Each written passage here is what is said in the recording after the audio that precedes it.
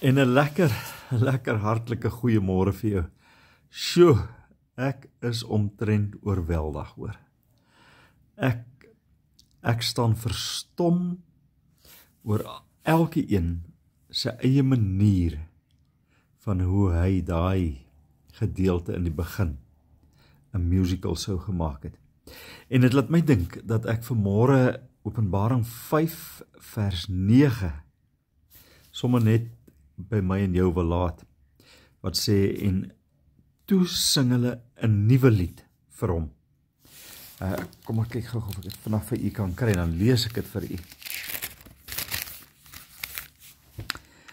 Toe sing hulle 'n nuwe lied en sê, u is waardig om die boek te neem en sy seels oop te maak, want u is geslag en het ons vir God met u eie bloed gekoop, het elke stam en nasie, volk en taal. Toe sing hulle 'n nuwe lied vir hom.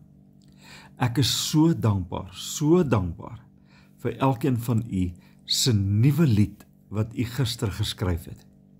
Elkeen van u se nuwe opvoering, se nuwe, noem dit wat jy wil, maar die verruimdheid van elkeen se hart en hoe u dit vrymoediglik gedeel het.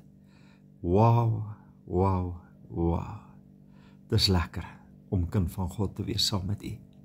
Here, dankie dat ons mekaar gister kon bemoedig en kon versterk en in mekaar se lewe kon net eenvoudig belê het. Dankie dat ons vanmôre kan 'n nuwe lied sing. U is waardig om die boek te neem en sy seels oop te maak. Amen. Nou toe, jy moet 'n baie lekker dag hê. Gaan sing 'n nuwe lied vir hom. Bye bye.